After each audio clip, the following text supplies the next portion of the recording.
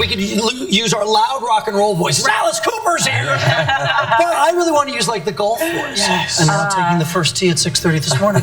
Alice Cooper. Here's the thing. I mean, there's this wonderful dichotomy because you have never stopped rocking. New CD. No. You want to see him Thursday night at the Whiskey? Tough luck, sold out. 100 cities a year, all that. Yeah. That's the right hand. And the left hand, you tell me if it's a fair phrase, regular family man. I'm closer to Ozzie Nelson than Ozzy Osbourne. You know, the funny thing is I get to play Alice. Alice is a character I created. And it's fun to play him for 45 years because you get into this guy's skin and he's a total villain. You know, I look forward to playing this guy every night, but I don't have to be him during the day. That's what killed Jim Morrison. That's what killed Jimi Hendrix. That's what killed Janis Joplin, trying to be that character off stage. And did it always occur to you, he's just a character and there must be this distance? There was a blurry line for a while when I was drinking, yes. And I stopped drinking 30 years ago, which is how I took up golf.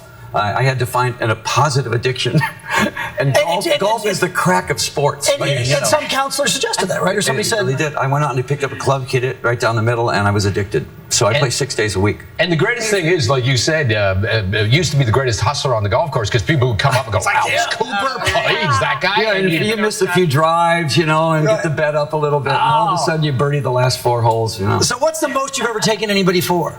Well, it's $600. That wasn't bad, though. Not bad at all. Wow. So what was it? 30 years ago, you packed up and moved your family to Phoenix. Yeah. Well, we lived here and went to Phoenix. I grew up in Phoenix. I was born in Detroit. Yeah. So that's kind of my rock and roll DNA right there. And ended up back in Detroit. That's the band moved back to Detroit, and that's where we actually broke out of Detroit. You know? Speaking of the band, the original Alice Cooper band just inducted into the Rock and Roll Hall of Fame. And I mean, I think you've enjoyed recognition throughout, but was that something, I think people say this a lot, it's like, wait, just now? That should have happened 10 years ago. Well, and Neil Diamond was inducted with us. So, I mean, were you both staring at each other? Well, I was going, how is Neil Diamond not in the Hall of Fame 10, 15 years ago? Right. But it just doesn't work like that. It's one of those things that nobody exactly knows how the nominations work. But I'm sitting there and going, how is Burt Bacharach not in the Hall of Fame? Yeah. He wrote more hits than anybody. Right. You know, Moody Blues, Deep Purple. As soon as you get in, you start thinking of everybody that's not in. You know. Blew my mind up on this one, and I do believe the very first time I saw you, and this goes way back in my mind then was, but I think you opened for Black Sabbath. And we were playing the Whiskey this week.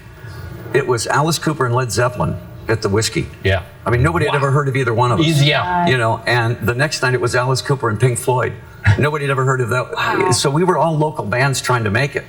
When you walk into these clubs like Whiskey and those places now, I mean, do the memories all just past? Well, there's the Rainbow. We used to have a drinking club called the Hollywood Vampires, which was, you know, last man standing. And that was Harry Nilsson and Keith Moon, Bernie Taupin, Mickey Dolenz. You know, and whoever was you and Mickey are the only last two standing. I think we are the only ones. So there's we talk about the Alice Cooper the golfer. We talk about Alice Cooper the rock and roller. So when I open up your iPod, who are you listening to? You know, I like to listen to the newer bands because I like snotty rock and roll garage bands. You know, there needs to be more of that. It seems like a lot of the rock bands today are afraid of image, and they're afraid of being outrageous. You know, I'm glad Lady Gaga's doing what she's doing. But you talk to those people and they say they're afraid of it because they're afraid of being pigeonholed by it. Did you ever feel that people pigeonholed? Well, yeah, but the thing about it is like that when you're a rock and roller, the idea is to be outrageous. Right. You know, I watch TV and there's a guy and he's got a Gap shirt on and some Dockers and I don't want to offend anybody. And I'm going, why are you in rock and roll then? Get out! Excellent. New CD is called Welcome to My Nightmare with the letter 2. Yeah, part 2. Part 2? Yes. So it's a continuation It's a sequel. Yeah, it's a sequel. We gave Alice a nightmare 35 years later and said, well, what would Alice's nightmare be 35 years later? Well, disco still. Sure. In the form of hip hop. Technology would probably be something that Alice would be. I talk about him in the third person, you know. So with that in mind, then, who else contributes to Alice's character? Bob Ezrin, our producer, is the only other guy that really knows Alice as well as I do, because we kind of created him from Love It to Death on up through Schools Out and $1 Billion Babies and everything. And we actually know how he thinks. You know, like we'll write a lyric and I'll go, Alice would never say that. That's fascinating. I would say it, but Alice would never say that. So if the character Alice were on the show right now, would he throw the glass at the camera, pull Ellen by the hair, take her off stage? Yes. Yeah. Have you thought of collaborating with some of these, these bands that you admire now, like some of the new ones? I call them my disobedient children. Marilyn Manson and Rob Zombie, and because they've all created their own character, and then they've created their own music around that character. And Gaga did it as well as anybody. She created Gaga to be like I created Alice. Wrote songs for her. I wrote songs for Alice. Produced those songs and performed them as the character, but off stage is not that character. This notion you learn in Econ 101 of full integration. Yeah. Because that's what I was going to ask. What is the secret? He's the factory and he's the store. Okay. He's the whole thing. He's doing it all, so to speak. Now, was that always a priority of yours in music? Is that something you kind of had to learn in terms of producing? Yeah, the labels, we were from the golden age where you wrote your own songs. You produced the songs. You did the show. You show yourself. You did everything in house. Yeah. And to me, that's Bowie did that, and Elton did that, and that's just the way you did it. We can't do it any other way. I can't have everybody come in with a song and I go, oh, really? Yeah. People have always told me that it's funny that nowadays, and let's be honest, rock and roll money is merch and touring and things like that. It is. And in the old days, it was writing and owning a song. Yeah, it was. Absolutely. Have you made more money from schools out than anything else? Well, if you own your own, all your own publishing, Paul McCartney, think of it. Paul McCartney now, I think he owns all of his stuff back again.